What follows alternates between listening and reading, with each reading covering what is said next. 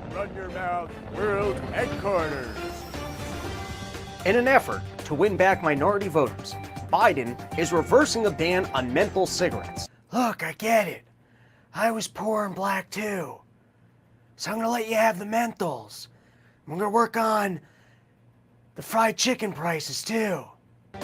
Next up, we send pretty women in front of natural disasters to be oddly excited about people's misfortunes. West of Omaha, we just have a row of homes totally destroyed, taken out by that powerful tornado. We're now seeing so many families that are left without a home.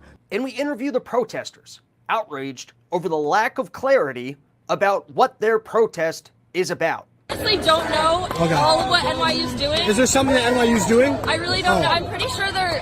Do you know what NYU's doing? About what? About Israel. Why are we protesting here? Palestine will be free! I wish I was more educated. I'm not either. It's your daily dose of misinformation, pulled from a lightly hemorrhoided asshole. It's today's Run Your Mouth! What's up, everybody? Welcome back to another fine edition of the Run Your Mouth podcast. I had a blast out in St. Louis this past weekend, and look at this, everybody. You can go to porchtour.com and look at all these porch tour dates that I have. I'm going to be in so many cities. Here's the logistics, and I promise you guys, we've got a packed episode of news coming at you, a lot of topics to discuss, but here's the deal. Porch Tour is coming in 2 stages. The first stage is going to be all cities that basically we didn't do last year. And then next, basically I'm waiting for Dave to get me his dates for August and September and October. And then we're going to redo, hopefully Max will have us back, even though we promoted last year as being the last one that we were ever going to do there. But, how many times have rock bands told you that it was going to be they're going away, we're done with this band tour, and then they showed back up?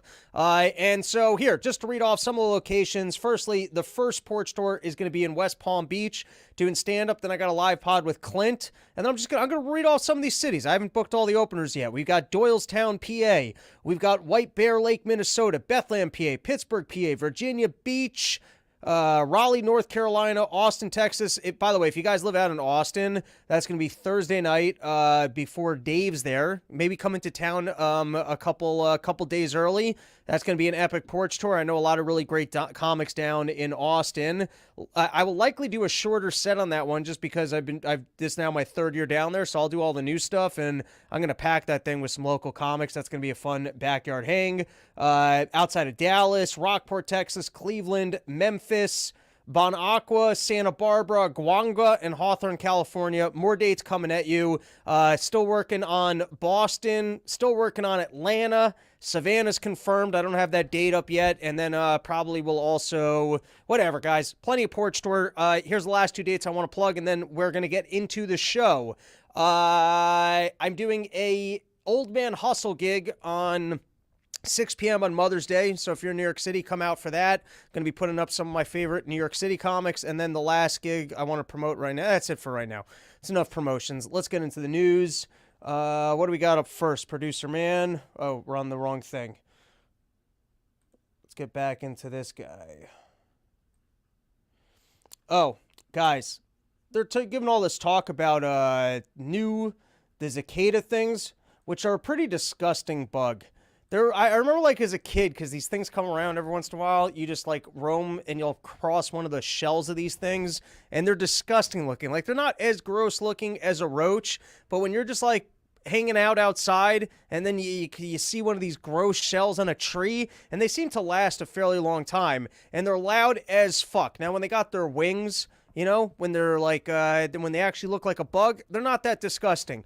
But has anyone in their entire life actually sat around at home, heard the sounds of a cicada, and thought, I got to get out there, I got to go harvest these things, and then I got to go online and I got to find a Google recipe so that I can feed my entire family?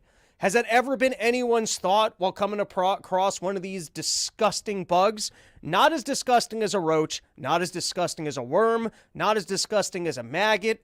And what do they have on people like Nicole Kidman or on the guy who played Iron Man, that both of these people have come on to the news shows and they've talked about bugs like it's like they're wine sommeliers, like this is the larva the larva, or I love this disgusting bug. Here, this is from Time Magazine, and this is just so classic news spin, the way that they just assume their perspective up front. If you've wondered if you can eat cicadas, the answer is yes. Nobody has ever wondered that. In the poorest of countries where they're stuck eating cicadas, they probably just eat them because they're stuck with them. There's never been a person ever heard the sound of a cicada and thought, oh, I wonder if I can have that for breakfast. But here you go, from Time Magazine. If you've ever wondered if you can eat cicadas, the answer is yes. They're low in cholesterol, better than those eggs. Those eggs that you could be eating for breakfast. These bugs are even better for you. They're lower in cholesterol. They're crunchy. That's what we all want when we're eating a bug. Are you sick of eating worms and just having that soft texture? Do you want something closer to a potato chip with more of a crunch? They're low in cholesterol, crunchy, and carry what has been described as a nutty flavor and shrimp-like quality. Here's how to catch, clean, and cook them from Time Magazine. Disgusting.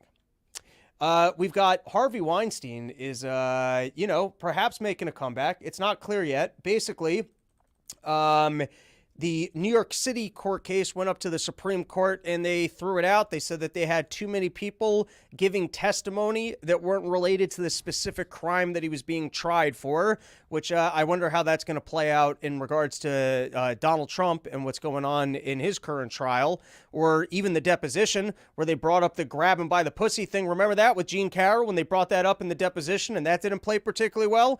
Well, apparently if you're going to try someone for a crime, I'm actually surprised by this. I would think you could have character witnesses or enough other similar occurrences to go, hey, this does display a pattern of behavior, and so it does seem more likely to me when this person's making this accusation that based on the fact that there's all these other accusations, it might be more likely. But apparently, you're not allowed to bring up unrelated witnesses from different events. I would have thought that's the entire basis of what character witnesses are, but I'm not a lawyer. I don't actually know how these things work. So anyways, New York court case is essentially thrown out. They might have to retry it. Unlikely that they will retry it. Doesn't matter because for now, he still has to go to California jail, which for all I know, that might be worse jail.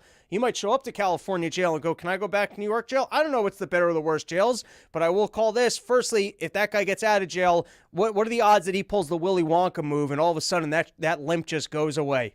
All of a sudden, that guy's walking upright. First thing that happens is someone shows up with a limo. Some lady gets out with a pillow. It's got those shots that he uses for his wiener. And just right off the bat, he goes, all right, we're back. Now go find me some plants.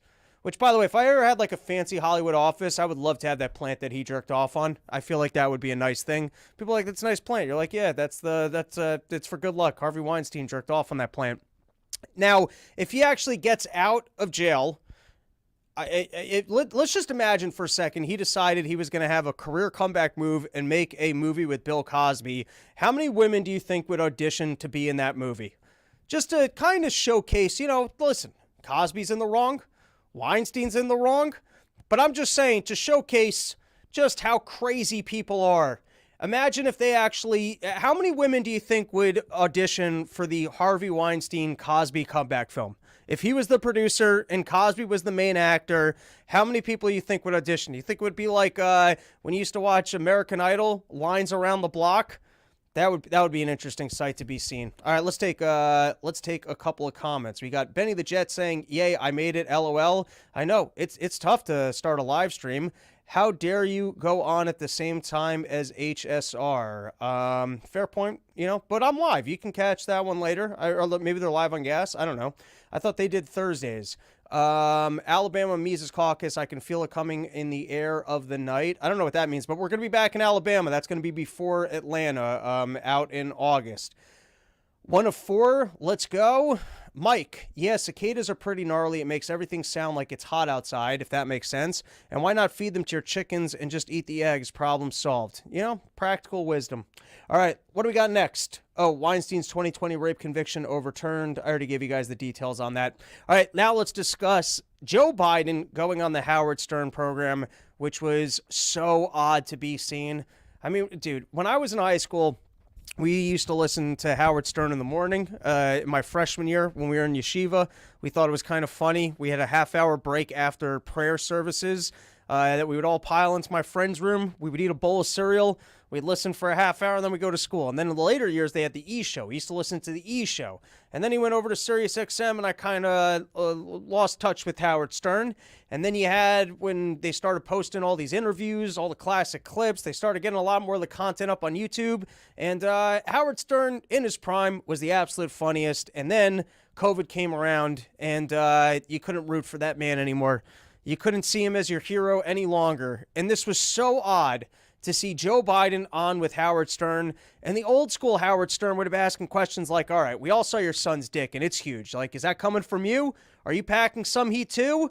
And when you're showering with your daughter, like, are you getting turned on? Because I got ugly daughters. My daughters, they don't know how to turn. That's old school Howard Stern would have had some fun questions, which is exactly why the president would have not showed up, wouldn't have sat down with him. And it's odd because sometimes you hear Howard Stern give interviews with rock stars and other people, and it's still fascinating. But then you get this, which is a nice recap of all the propaganda that the liberals like to throw at us, how Biden's brought back the dignity, he's an honest politician, he gets rid of the chaos in the system, and all the things that he's approved. And my God, was this gross. And the big admission that he got out of him was that he said that he was willing to debate Donald Trump. We'll see if that actually happens or if that was just the off-the-cuff moment. Remember the scandalous things that used to happen on Howard Stern? This was the big scandal, was that you had Joe Biden saying, I'll debate that guy. All right, let's roll a couple of clips. I want to thank you for doing this today. I want to thank you for your compassion. You know, the reason I'm so excited to talk... I guess he gets the talking points beforehand of, listen, if you're having Biden on, just make sure to refer him as compassionate a couple times. ...to you was because I wanted to understand the tragedy in your life and how you dealt with it.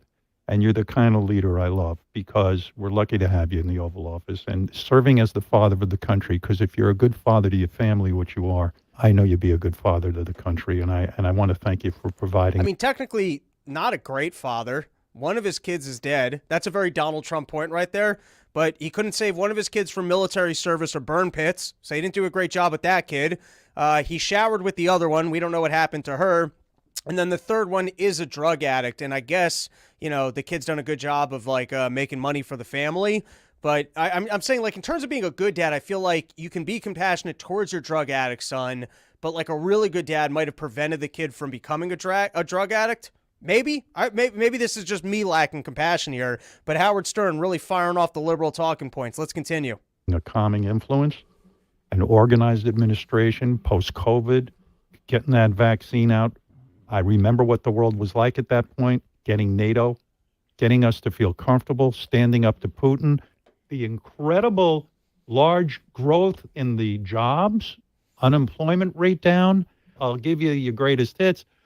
The lowest uninsured rate in history. 4 out of 5 Americans are covered for less than $10 a month. Knocking off a few ISIS really gave him the talking points right up front. Hey, help us sell this thing. Leaders, cutting the emissions in half. I mean, you've always been an environmentalist. Even the marijuana reform laws, enough with sitting there and fighting that battle. Respect for Marriage Act. What the hell is with people with this gay stuff? Who cares if someone's gay? How is it affecting anybody? People in love, it's good, right? Someone went to Epstein's Island. All right, let's roll the second clip where we get to hear Biden say that he's willing to debate Donald Trump. Fantasy I had. I don't know if you're going to debate your opponent. I am somewhere. I don't know when. I'm happy to debate him. This is how I would handle it. Tell me if I'm nuts. Well, I am nuts, but tell me if this is accurate. I would stand there on stage with Trump and I would repeat over and over again, excuse me, please find me 11,000 votes so that I can win the election. I would just repeat that over and over again. Not the worst point. I think Biden's so whispery, I actually didn't even hear him there where he said he was willing to debate Trump. We will see if that will happen. And in terms of me constantly saying celebrate the future, live in the future and celebrate being right. So this was when Mr. Stern asked Mr. Biden if he would debate Mr. Trump. The president replied, I am somewhere. I don't know when, but I'm happy to debate him. And then this was from the Week magazine, 2024, will Biden and Trump debate? President Biden must ignore the network's news execs pushing him to debate Donald Trump, said David Frum in The Atlantic. In a joint statement, 12 news organizations last week called on two candidates to commit to a pre-election debate, saying the televised event would be a competition of ideas where they could argue their policies with each other and before the American people. They're like, we need viewers. Nobody watches TV anymore. This is the one thing we have. Please do a debate. You owe it to us. We're out here. We're pushing your talking points when you're on our team. If you're on the other side's team, then we're bashing you. But listen, we're all doing the same thing. We're all in business together, and we need this payday because nobody watches us anymore. Please do a debate. Continuing. That'd be fine if both men were normal candidates. Ooh, all right. I think some of the left-wingers have either started watching the show or predicting their bullshit in advance has just become this easy. But one is an aspiring autocrat willing to use violence as a political tool. After losing the vote in 2020, Trump incited a mob to attack the Capitol, hoping his supporters would terrorize, kidnap, or even kill his own vice president to stop Biden's victory from being certified. This conspiracy to overthrow the Constitution is the only issue that should matter in November. It's not something to be debated alongside inflation or immigration policy. There you go. We can't be debating Donald Trump. Sure. Do we have too many people coming over the border? Maybe. Are we currently entangled in two foreign wars that might escalate into World War III as we pretend like we're not involved but continue to send funds over there and we're also involved in the exact activities that escalated and led to the wars? Yes. But, we shouldn't be debating the kind of policies of how we can be improving the country when one of the people is an evil dictator that unsuccessfully tried to stay in office. Dictator, no less. I mean, you would think a classic dictator would just stay in office. He wouldn't come up with some sort of a Looney Tunes scheme and then go, all right, you busted me and just left. But he's a dictator, and we can't be having a democracy with the dictator that ultimately peacefully leaves. We can't be having that. And so what we need is to refuse to debate him. Did I not call this? They're already talking about, and believe me, that was an off-the-cuff comment from Biden. And then this is also what I was saying, where they got their antennas. They're testing the TV antenna to see whether or not this will stick with the general public. If enough Democrats get on board with the idea, and there's a lot of them that are just so anti-Trump, they just want to win. They don't care what kind of dirty tricks you pull. They don't care. They don't care if you got Donald Trump in court. They're like, please, bust him for something. They don't care if that's not fair. They don't care if that makes us a corrupt country where the deep state can just go out after any outsider. They don't care. They just go, I hate this guy so much, we have to get rid of him. And so they're testing this theory now. You're going to hear more of it down the line as the aides get a hold of Biden and they remind him that he has dementia and that he shouldn't be debating people. And they're already starting to test the waters to see if the general public will be very upset over Biden not debating. And so they'll try and play the card of, we can't even dignify this person as being the other candidate. We're still hoping that he gets removed in the Supreme Court, even though it's overly conservative, finally realizes the threat that Donald Trump is.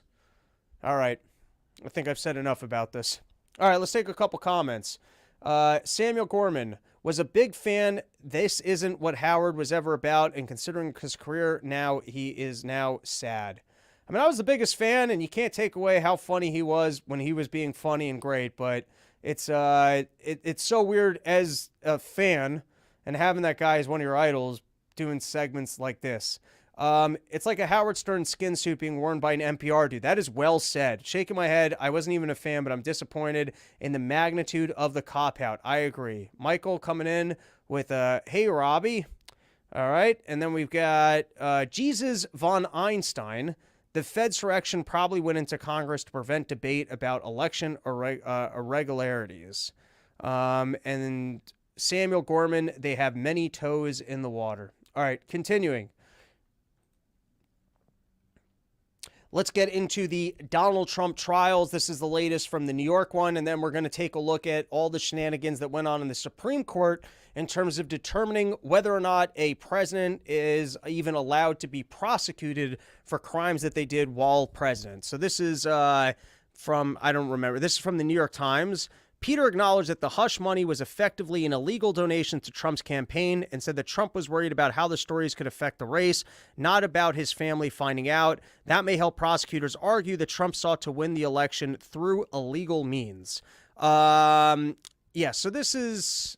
I don't even know why I felt like this was important. I feel like I covered this on the last episode. Oh, right, because Donald Trump had a potential out if he wanted to claim, hey, listen, I was making those payments. It had nothing to do with the campaign. I was making those payments because it's embarrassing for me and for my family if people are finding out that I'm making all these hush money payments. But guess what? They didn't even play that card because the entire thing is nonsense. And so they just went, yeah, we spent the money so that you wouldn't hear about this. And guess what? It's not illegal for us to buy these stories, and it's not illegal. And by the way, you might want to change the law on that. That's an interesting one. Should you be allowed to call up a newspaper and tell them to go purchase a story so that it can't be published? And I don't think that that then suppresses the story from not being allowed to be published. I guess that just means that the person that sold you the story rights isn't allowed to comment on it. So I would imagine that if someone else were to find out that the story existed, they could then publish a story, hey, the National Enquirer purchased a story and refused to purchase it, I would assume. All right, moving forward, let's get into the Trump Supreme Court case. And I'm going to give some bigger thoughts from what I was seeing, and then we can read some specific stories and take a look at a few of the specifics that came up in the case.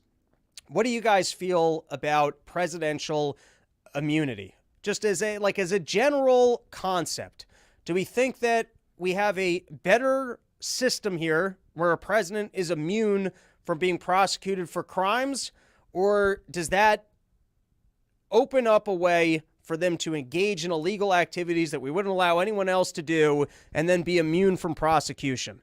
So, part of the framework of the whole discussion was an acknowledgement that for some reason the president needs to be immune from being prosecuted for crimes that he commits while in office. And then they want to make a distinction between if the crimes that he does are personal, like, for example, he decides he doesn't like someone and so he just has them killed, or if it's for some sort of even the outer limits of his job. So, for example, if the president... I don't even know what that means. The outer limits of the job, it sounds like it's probably not that important that he break the law in that specific instance. But they don't really give great examples of why it's necessary for the president to be able to break the law in his job. The best that they can do is basically say that if we don't give them immunity, then the next person can always come in and try and prosecute them. But if that's the way that we always governed, where the next administration comes in and they try and prosecute you, sounds like you would be very careful not to do anything that was illegal. And that sounds like might that be the better structure? If maybe, let's say you actually left office and then there was a review board that kind of reviewed your actions and whether or not you engaged in illegal activities, might that hamper the presidential power in a way that was actually better for us? It's almost assumed by them that we need the guy to have a massive amount of power in order for him to do the job. But why is breaking the law a necessary part of the job? Wouldn't it be better if, I guess, we actually had a structure where you had to figure out what laws made sense to impose on a president? I don't know. Maybe I'm being more too autistic-y here in thinking about this. But and then what happens if you're specifically sitting down and trying to get around current laws to push an agenda that's illegal? So, for example, I guess wars that didn't go through Congress might be one of the most moral ones to consider. But what about when you just want to bribe your way back into office? You're going to, make student loans. You're going to get rid of them, even though the Supreme Court said that you don't have the authority to do so. Or what about when you make it that landlords can't go and evict tenants? I guess maybe that was more the CDC. But shouldn't there be some sort of a punishment for not just getting things wrong, but if you specifically sit down with your team and exert authority for things that turned out to be illegal, and then you put more resources into doing things that are illegal? But anyways, we're going to read through some of the quotes here, but it seems that it's basically assumed by the Supreme Court that it is necessary that we have presidential immunity for elements that were part of their job, because if they were able to be prosecuted, none of them would ever want to, I guess, do the job or couldn't effectively do it. I'd like to see that explained. I'd like to know, and now I understand the flip side of it where you go, and I like this, where it was almost a slapdown of Jack Smith, the prosecutor, and going, well, we don't understand as the Supreme Court why it's so amazingly horrible what he did with these documents or in these other instances that you feel the need to prosecute him when we have yet to ever prosecute a previous president. And so that was a nice little slapdown where they're like, yeah, I know you're saying that this is so horrible, but we're looking at the fact that no one's ever been prosecuted and we don't understand why this would specifically be the thing. And so if anything, this exact case is proof of why you might need presidential immunity, because without it, they're always going to be prosecuting the earlier guy over what might be nonsense. And so it would seem, just to kind of give you guys, before we get into some of the specifics here, the Jack Smith case, I guess it's probably over. They're going to kick it back down to the lower courts to decide whether or not the actions that Donald Trump took here were for personal reasons or were even on the outer perimeter of what a president is supposed to engage in. And if it's part of the outer perimeter, then it would probably be given the immunity that has been given to every other president before them. All right, so let's get into, I was on the plane the other day. I was reading like every article on this. I did find some of the arguments fascinating. And now that we've given that overview, why don't we, you know what, I'll take a couple comments and then we'll read through some of what I highlighted as being interesting commentary. This is from, let's start with Jesus von Einstein.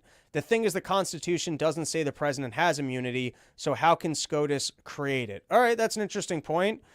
Mike, I think I get the argument for presidential immunity for official acts, but to your point, if there are very few actions so close to the edge of the law that need to be taken so rapidly that each action can't be sniff-checked, I guess. All right. David Allen, it would be hard to drone strike Americans if you could be prosecuted for it, which I think that stands to my point of why they should be allowed to be prosecuted for illegal activity. And maybe we can create create a secondary Supreme Court instead of having lawyers for the president that then get to go do something that's illegal, so then it can then get argued in front of the court for the court to say, hey, what you're doing is illegal.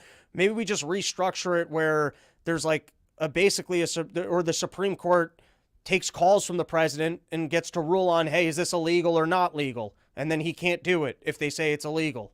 Maybe, I don't know. I just feel like there's a way to restructure it, which that we're not in a better system if we just go, hey, this guy needs to be immune from anything illegal that he does. Biden should be prosecuted for deliberately subverting U.S. not secretary via open borders and for having open borders to help Democrats while Americans work COVID lockdowns. I'd be okay with that. Or at least let's investigate Fauci. I would at least just compromise on that one. All right, let's go full screen on the articles, and let's read through a few of what I highlighted as I think some of the things to note about this case. This is from the Wall Street Journal on presidential immunity, Trump included. The burden on the justices will be finding a balance that recognizes the unique duties of the presidency while also holding presidents accountable for genuine lawbreaking. A president needs to be free to make controversial decisions without having to worry that he'll be prosecuted for them after he leaves office, but he shouldn't be free to commit crimes that are unrelated to the office. So I just question that framework of that a president needs to be free to make controversial decisions. I don't know. I feel like there could be a review board at the time that he's making those decisions to determine whether or not they're legal or illegal. And that's the entire idea of like the different branches of government and not having a president with absolute authority. In Nixon versus Fitzgerald, the Supreme Court ruled that the president has absolute immunity from civil lawsuits for acts within the outer perimeter of his presidential duties. Mr. Smith's charges are criminal, so one question for the high court will be whether the Nixon precedent also applies to criminal prosecutions. It's hard to believe it wouldn't, since the threat of prison could influence a president far more than a civil lawsuit. Yet the trial judge in January 6th case in the D.C. Circuit Court of Appeals blew through this precedent as if it didn't exist. The three-judge circuit panel also wrote its opinion as if Mr. Trump is, I don't know that word, a unique threat to democracy, and thus no other former president would ever be charged with a crime. But as David Rifkin and Elizabeth Foley argue nearby, this ignores the reality of our current politics. 4 Democratic prosecutors have decided to charge Mr. Trump 3 on criminal charges. In doing so, they have unleashed partisan furies that future prosecutors will exploit. If Democrats think President Biden won't at least be investigated for crimes by GOP prosecutors afterwards. All right, let's jump to the next article. So these are the other cases that would imply that there is a presidential immunity across the board. I highlighted 2 of them. It's from a different Wall Street Journal article. More fundamentally, in Nixon versus Fitzgerald, the court held the separation of power demands absolute immunity from civil lawsuits for acts falling within the outer perimeter of the president's official responsibilities. Absolute immunity is necessary because the president occupies a unique position in the constitutional scheme, and the specter of litigation could distract a president from his public responsibilities. Once again, I don't understand that. Let's continue, though. Next case. Harry S. Truman seized domestic steel plants during the Korean War, violating statutes that authorized the president to seize private property only in narrow circumstances. The Supreme Court declared his actions unconstitutional in Youngstown Sheet vs. Tube, but no federal prosecutor suggested that they could prosecute him for conspiracy against rights or conspiracy to commit an offense against the United States, the charges Mr. Smith brought against Mr. Trump. And then I think there was another case in here of, or at least I thought there was, about what happened with internment camps as another example. All right, here's another quote. We're going to, like I said, I was on the plane. I was reading a lot of these, read like 15 articles, and so I'm highlighting what I thought were the most notable things here. Hope you guys find it interesting. The risk, said Justice Brett Kavanaugh, was that a Trump trial could open the door to a new era of American politics where prosecution of ex-presidents becomes routine, much as the use of special counselors accelerated after the Watergate scandal. It's going to cycle back and be used against the current president or the next president and the next president and the next president after that, Kavanaugh said. Trump himself amplified that concern before arguments began Thursday. Crooked Joe deserves life in prison, Trump said in an email to supporters, put Biden on trial. So 2 counters. Firstly, it might be better because if you actually equally applied or decided what kind of criminal cases could a president be prosecuted for, and maybe you could argue that trying to undermine fair elections is one, or ruthlessly going after the other candidate, or, I don't know, undermining the free press, which is all things that Biden has done here. You would think maybe there are some crimes that a president should be prosecuted for. And on the same note, I would venture to guess that if we lived in a new environment where it was tick for tack and we changed the immunity, that presidents could go after other presidents. Well, I actually even think that would probably be worse because for the most part, they all play for the same team and they wouldn't go after each other. And I think we've all seen the control that presidents do have over the Justice Department in terms of how much resources they want to put into these kind of cases. All right, this is a different paragraph. If a president can be charged, put on trial, and imprisoned for his most controversial decisions as soon as he leaves office, that looming threat will distort the president's decision-making precisely when bold and fearless action is most needed. Once again, you're not explaining to me why we couldn't have a secondary court that told you that either your actions are illegal or not legal. Like, give me some specific examples here of when we need a president to make an immediate action where a judge cannot rule. I mean, we do that for warrants. You have to call a judge and you have to get a warrant. Doesn't that circumvent this entire problem? You're telling me that the president cannot get on a phone call with the judge and get a ruling about whether or not what he's doing is legal or illegal? Like, give me the specific. What is the case here where a president needs to be doing something that is illegal? That we would all agree after the fact that if we heard about it, we'd go, yeah, he made the right call there. Let's continue. Liberal justices, however, suggested the greater threat to democracy was a decision that effectively placed the president above the law, not one holding him to the same rules that apply to other high officials as well as ordinary Americans. Telling the most powerful person in the world that there was no possibility of punishment for breaking the law could turn the Oval Office into the seat of criminal activity in this country, said Justice Ketanji Brown Jackson. All right. Jumping forward, Chief Justice Roberts said the grand jury process wasn't enough to protect the presidency. You know how easy it is to many cases for prosecutors to get a grand jury to bring an indictment. Doesn't that sound like, once again, you got to change the whole system here?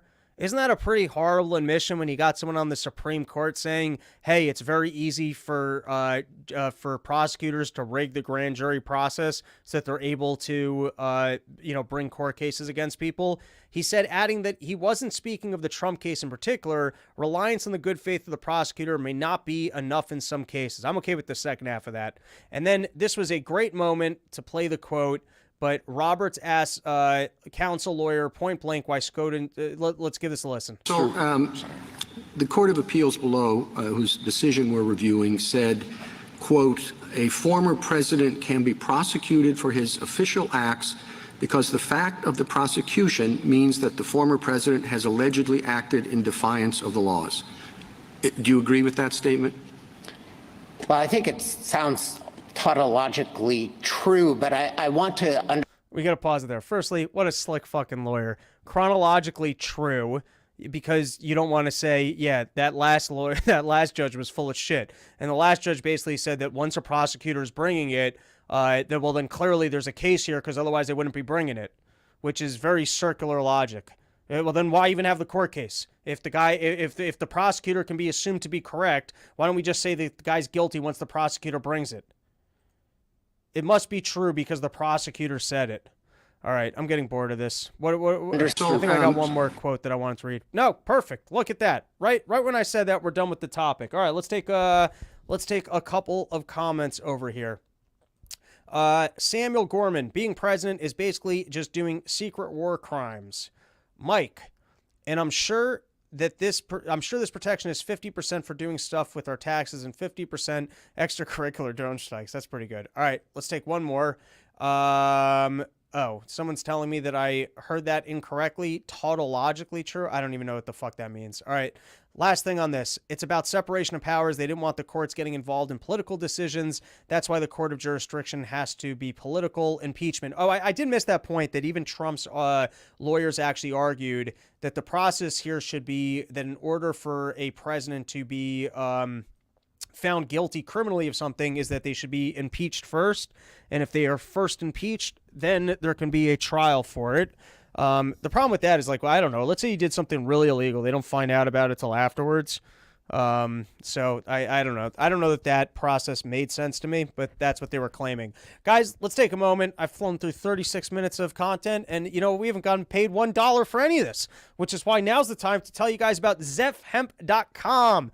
My good friend Wes from Zia Extraordinary Farms. Guys, you probably got a lover, and she probably hates you because you never massage or sore muscles. I bet they're all the time. She's complaining or he's complaining. I don't know what you're into, and they're saying everything hurts. This hurts. That hurts. You know what you do? You bust out the Zia Extraordinary Farms. It's got that, it's good. I've been trying to use it on my tit. I fucked up my tit skiing, and so I've been in there. I've been grinding it with my thumb. Is that helping? In my head, it is. I can tell you that the material of the Zia Extraordinary Farms makes for an excellent thing for massaging in. It's got a good silky smoothness. Can't say I've jerked off with it yet, but I've thought about it and I probably will.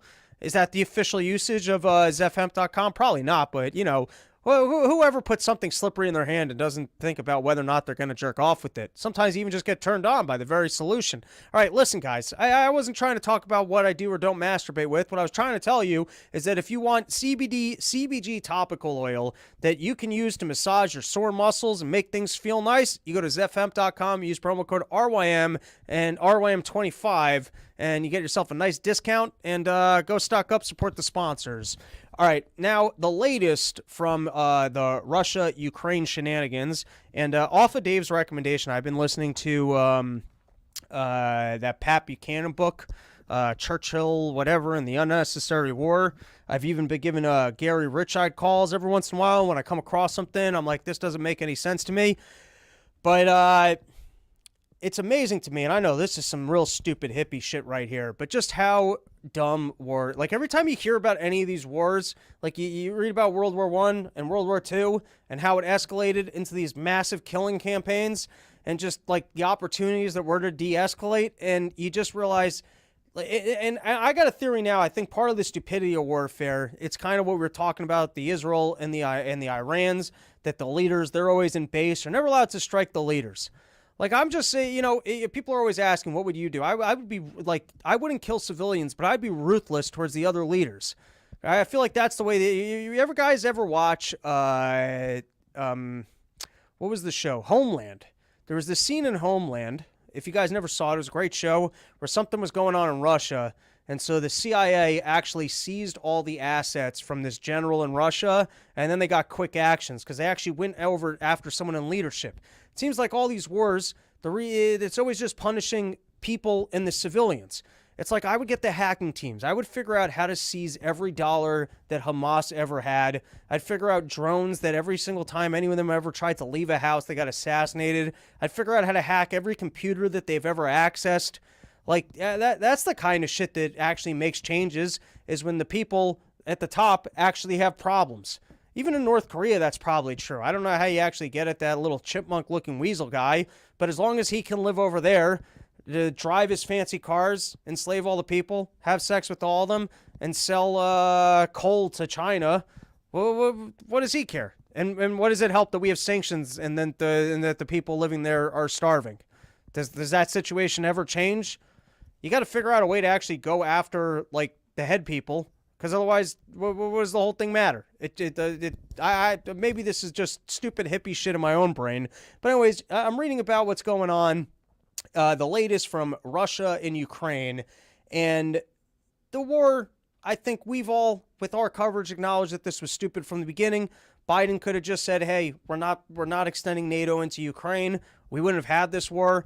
I think the big pitch was, Russia's going to go and take over all of Europe. I don't think that ever turned out to be true. Then you had the thing, well, America needs to show strength as countries. We can't have countries just invading weaker people. And so we need to make sure that never happens. Sure, we've been running around the globe in all sorts of other countries, but that's a whataboutism. You don't want to point out the hypocrisy of all the countries we've been engaging in war in when we say that borders are the most important things, even why people are pouring over our southern border. But that's the thing. Borders are very sacred to the American people. And so when borders are being violated in other places, but then what happens when you lose and you didn't actually enforce it? And then you just make us look weaker. Like, what possible victory at this point do we think is coming from the Ukraine war? That we continue to send money over there? Do we think in any single way that we're pushing back Putin? Do you think in any single way he's going, all right, you guys won this, I'm going home? Do you think we're getting that apology letter? Do you think that we're getting that we're going to be able to try him for war crimes? Or do you think that our involvement in this can only head towards escalation, or at a minimum, more Ukrainian people dying? So here's some of the latest coverage. This is from Week Magazine. The commentary: U.S. officials predict the new weapons will buy time for Kiev to replenish its military ranks and strengthen battlefield defenses. So I guess part of it is they have to track down all the people that have been dodging the draft, all these old people that were outside of the range of the draft. There aren't enough people to die on the front line, so they need time to replenish the military ranks. Before an expected Russian offensive, the Post said, but most say Ukraine had no clear military course to regain the 20% of its territory Russia seized. The good news, one U.S. official said, is that Russia's year in this war has not found a way to substantially take advantage of the Ukrainian weaknesses. Now, this is, from the liberal left spin. So Russia is not seemingly going to go and take over all of Europe. And continuing the war is so that they can get more people on the front line, which is basically they're saying so that they can go die. And Ukraine will not be able to regain the territory. Why not de-escalate, and why not call it? If there's no path to victory for either side, and Putin's not going and invading all of Europe, which was the big pitch of what was going to happen, why not just call it? All right, continuing though. This was from a piece in the in Zero Hedge, and there was a recap of some of what's going on over there. And I thought this was interesting. Russia's military-industrial complex continues outproducing NATO's. I've referenced this before, but Ron Johnson was doing a debate on Zero Hedge, and he said that one of the problems in this war is that it costs us significantly more per bullet. It costs us a lot more to produce the same supplies, and that's because of the deals that Washington cuts with all of these military companies, where the same exact materials are costing us more to produce than these other people. Russia's military-industrial complex continues outproducing NATO's. Russia won the race of logistics, the war of attrition with NATO, long ago, and that's when it continued gaining ground over the past 18 months. The sanctions failed to bankrupt the Kremlin, required resources for production remain readily available, and sabotage had no impact on the assembly lines. Not only has NATO been unable to stop Russia's military-industrial complex, but it couldn't ramp up its own during this time either, thus creating an unbridgeable gap that weakens Ukraine more by the week. But doesn't this kind of showcase our weakness as well? Remember, the big thing was we have to go oppose Russia, because if we don't oppose Russia, then it makes it more likely that China's going to go take Taiwan. Well, didn't us going and putting up a loss and not actually doing the homework? Because here's what happened. We thought that we were going to bully China and India into backing us in this, hey, we're all going to team up on Russia, and it didn't happen. And the second that didn't happen, this war just should have been over, and the Biden administration should have, I guess, they could have blown up the pipeline then and gone, all right, I guess that's all that we're going to get out of this. And for all those people, I mean, all the propaganda was, hey, Putin's going to go and take over all of Europe. Let's see if that happens. And then the other one was, well, we need to police all these borders because otherwise China, look, you put up a loss. Everyone sees this as weaker now. And not only that, but as I'm warning, why are we remaining in this just for potential escalation? This is from the Wall Street Journal. Polish leader warns of wider war. Russia has fired several missiles at Ukraine that have crossed into Polish airspace since 2022, a provocative show of force by Moscow that risks igniting a wider war, Polish President blah, blah, blah said. The most recent incident was on March 24th when a Russian cruise missile targeted western Ukraine, entering Polish airspace for 39 seconds, according to the Polish military. We have no doubts that it is a Russian provocation when there's a missile entering our airspace that it turns around and goes into Ukraine. Why are we playing this game for things just to escalate? What comes out of this? And then this was the last one I'm going to highlight. This is also from Zero Hedge. Ukrainian drone strikes target Russian oil refineries again, despite White House pleas. Another example of this thing escalating. And now we're sending them the long-range missiles as well. And then lastly, Ukraine withdraws Abrams tanks from front lines after Russian drone attacks. Once again, just kind of showing the weakness of our gear, that the stuff isn't even working. I also wonder how much war is going to change moving forward with cheaper drones just costing so much money for not oil tankers, but for battleships and more established equipment to get rid of. And the freaky side, though, is these little dogs and us just shoving some guns onto some dogs. Do you guys see the dogs with those flamethrowers? That's some creepy shit. All right, and now last topic that we're going to cover on today's episode. But before we do, why don't we plug another sponsor, sheathunderwear.com. Guys, I've been telling you about sheaths for years. If you don't have your sheaths, you're crazy. There shouldn't be a single fan of the Run Your Mouth podcast that isn't showing up to Porch Store and showing me off your sheaths. You want to show me your bulge? I'll look at your bulge. You just want to show me the label and let me know that you are a big enough dedicated fan of the Run Your Mouth podcast that you went out and you got yourself the greatest underwear that's ever graced the balls of man. I'm not even asking that much of you. I'm asking you to step up, upgrade your game, and be more comfortable with inside of your pants. It's summer season. You're going to have some hot, sweaty balls. You might as well be keeping this in separate compartments with the underwear that gets rid of all that friction between your legs. And get the long ones. I like the long ones that go a little bit just above the knee. The other ones, it's like panties for men. They come up high. You can really show off your quad muscles if you got them. You can really show off your package. If you want something that's going to make you look sexy as hell, you get the ones that are like the higher ups. I like the longer ones going down. It keeps my legs nice, slippery, and smooth. Which, believe me, just if you haven't tried a pair of sheaths yet, go check them out. Use promo code RYM and get yourself 20% off the greatest underwear that's ever graced the balls of man. And from what I understand from Bobby the Bank's last episode, you can stack promo codes. So even if they got a better promo code on the website, throw that in there. Let them know that I sent you. All right, let's take some comments. Some quack. Conversely, American people don't seem to care about sovereignty. I don't know how to pronounce that word. In African nations, fair enough. Danny G. We were warned about the greed of corporations. I agree. David Allen. Russia was supposed to take over Kiev in a week, but didn't. So Ukraine is winning. But if we stop the money, Putin will take Paris in a week. Makes more sense to me. Mike, Adman of the Century. That's what I've been saying. All right. And then this was on the last one. Yes, Rob, that's the law. Impeachment first. All right. So there was a lot of talk about these protests that have been going on at college campuses. got these kids illegally occupying their college campuses. Did see an interesting conspiratorial article that they, which isn't even, I'm looking at the tents. These all look like matching tents to you guys.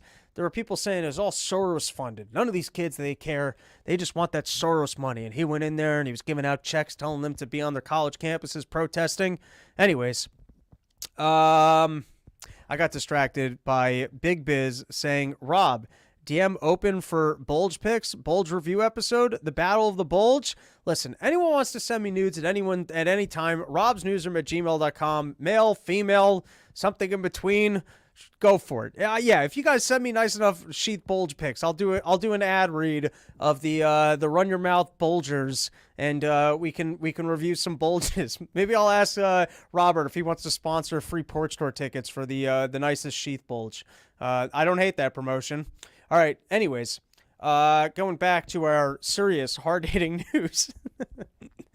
So you had all these protests, and I was wondering what is going on that the college kids seem to be so outraged over what's going on in Israel, as opposed to so many other topics. And you get some people that want to go, hey, it's because they're all anti-Semites. And I'm going to say I don't think it's that. I actually just think that it's that Israel is acting a little bit too Jewy. And now I'm going to break it down for you with some real hard-hitting bigoted analysis right here. That, you know, first is it's hard to tell when you're in a prism of being messed with by the media. So for example, during COVID, when I got COVID, I was doing all the coverage of COVID. I was telling you guys how it's nonsense. Go get outdoors, live yourself a nice life. But believe me, when I got COVID, you think I was afraid like it was just a cold? No. Every Jew fear came alive of, oh my God, am I going to be the asshole that dies of this thing after talking all this shit about COVID? I was making all the calls. I was trying to figure out where to get the ivermectin. I was staying in my house. I was being responsible. I was eating chicken soup.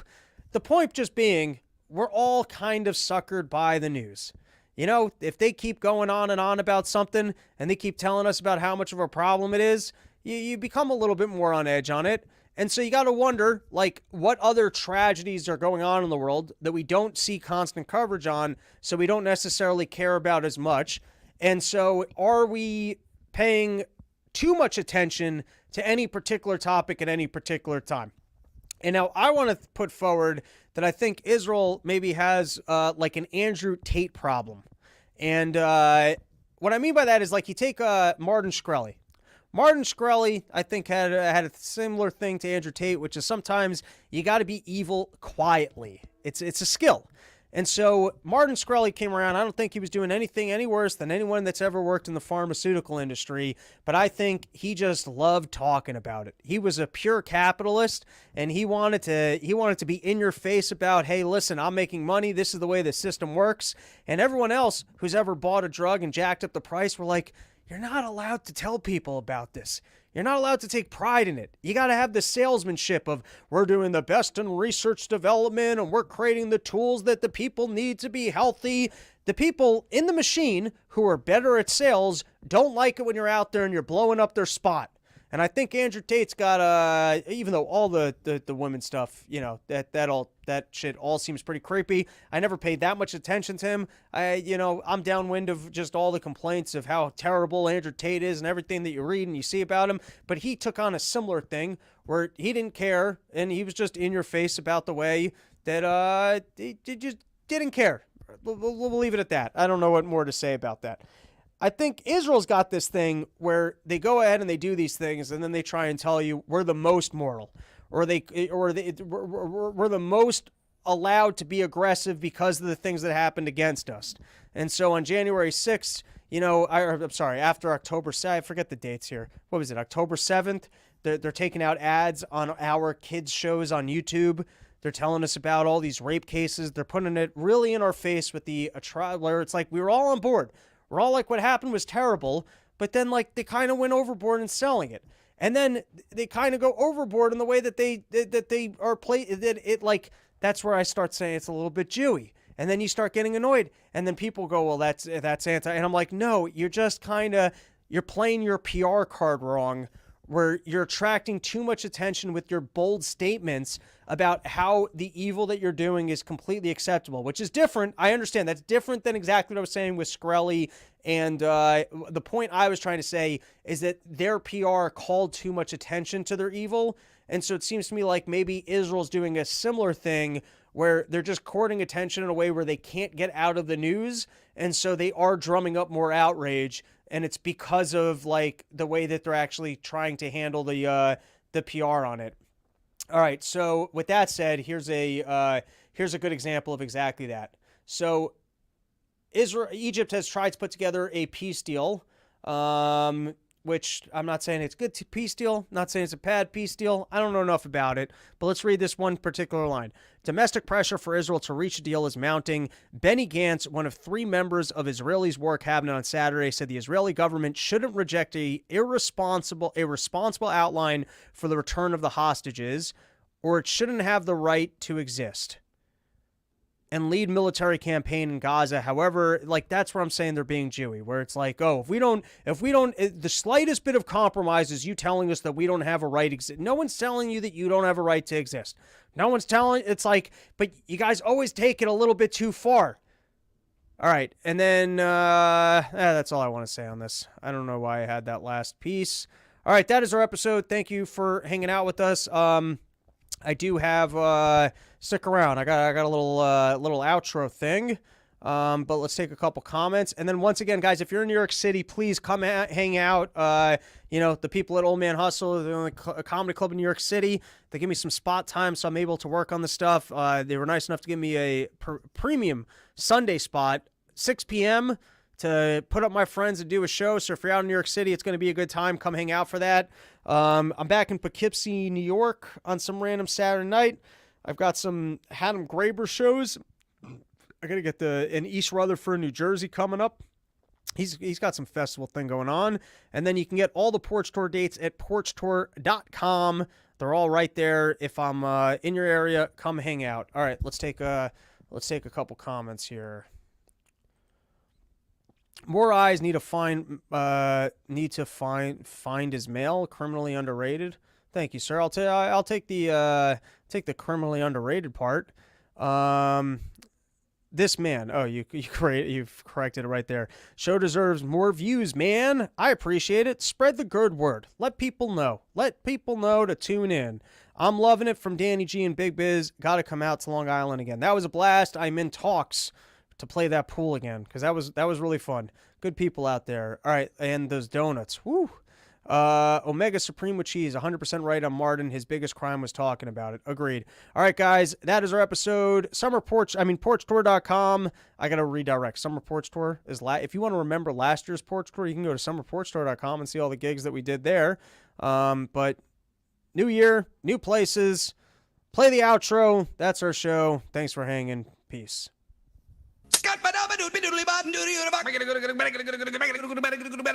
I'm a gaff man. And I made it clear to Israelis, don't move on Haifa. It's just not, anyway, I just... I'm a gaff man. Imagine what we can do next. 4 more years. 4 more years. Sometimes I just make things up. Really Ted Prancer's really tough. He got shot down in New Guinea, and they never found the body because there were a lot of cannibals for real in that part of New Guinea. But one